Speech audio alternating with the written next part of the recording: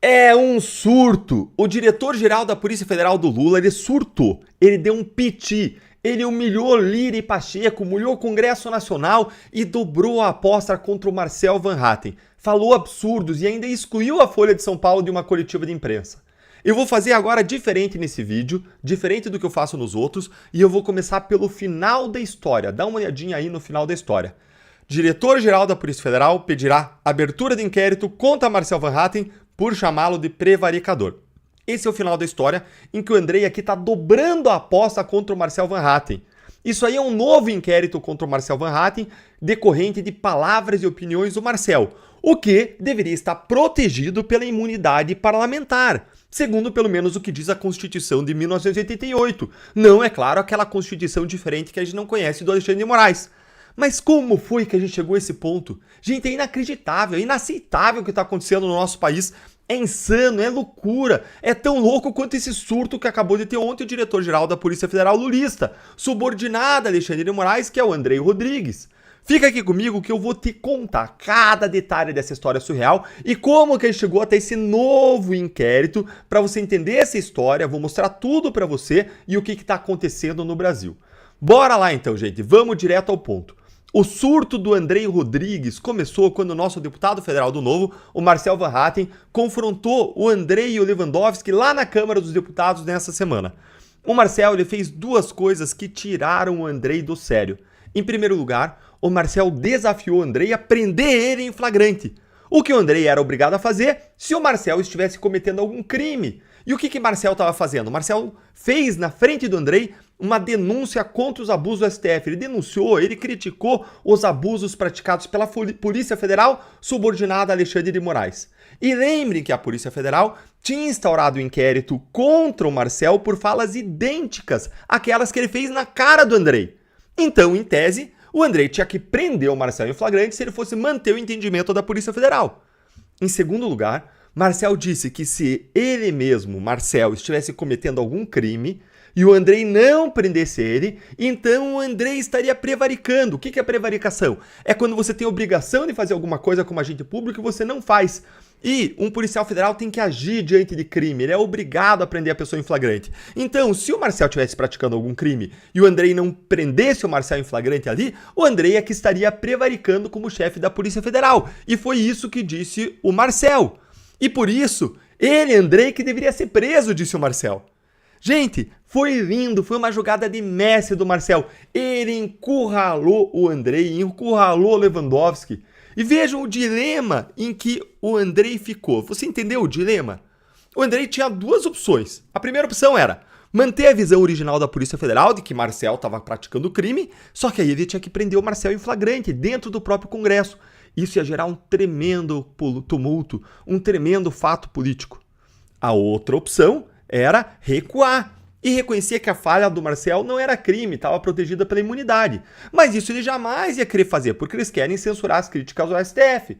Pelo menos isso evitaria o tumulto, mas faria uma concessão dizendo que não é crime o que o Marcel disse. E ele não queria fazer essa concessão. O caminho do meio não tinha como ele adotar. Por quê? Porque se ele dissesse que é crime e ao mesmo tempo ele se omitisse, ele mesmo estaria praticando um crime de prevaricação. E o que o Andrei fez? Ele não prendeu o Marcel e, depois disso, foi para um café da manhã com jornalistas e dali só saíram absurdos. Eu já acho que ele saiu atordoado dessa audiência com o Marcel e, por isso, atordoado, ele só falou absurdos. Dá uma olhadinha aqui no que ele disse. Eu vou mostrar para você.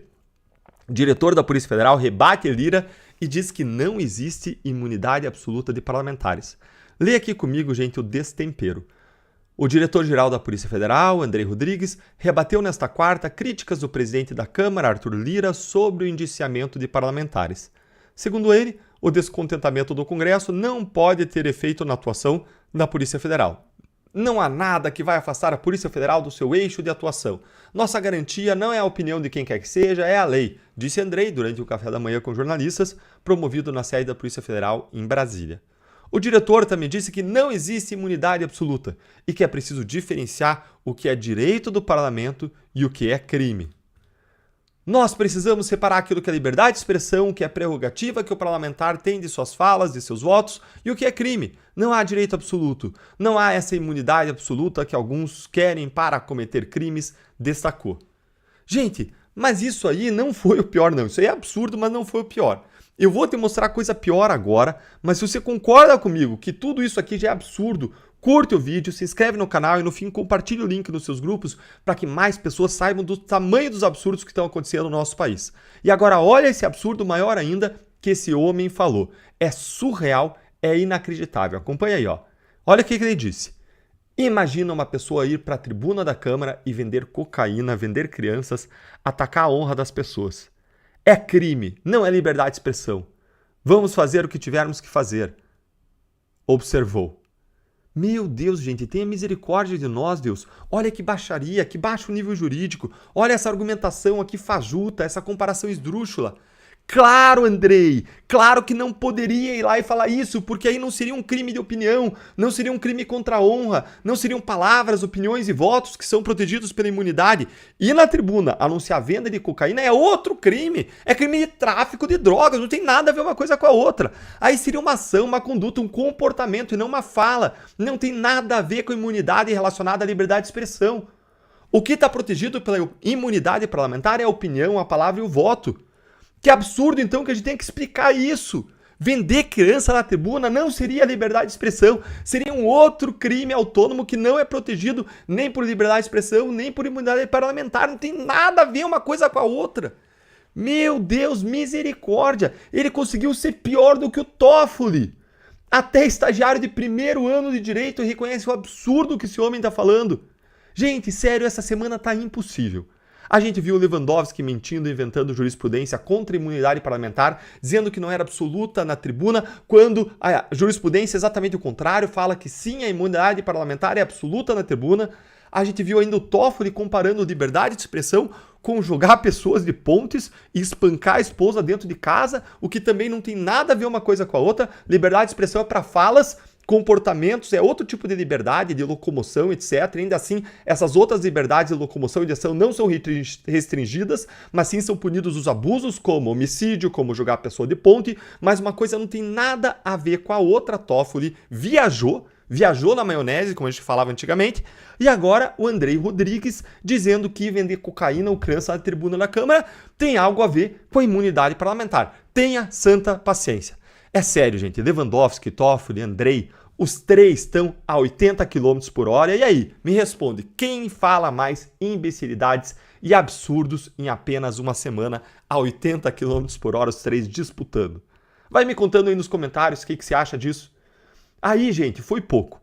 O que foi que o Andrei inventou de fazer? Ele simplesmente barrou a Folha de São Paulo desse mesmo café da manhã com jornalistas em que ele falou esses absurdos aí. Dá uma olhadinha aqui, ó. Chefe da Polícia Federal exclui a Folha de entrevista coletiva e se nega a explicar o motivo. Qual o motivo? Ah, Folha, eu posso te trazer aqui o motivo. Leiam aqui comigo esse meu tweet logo depois que eu fiquei sabendo da notícia. Olha aí, ó. 2 dias atrás, a Folha publicou uma matéria analisando erros e falhas do relatório da Polícia Federal sobre a trama golpista.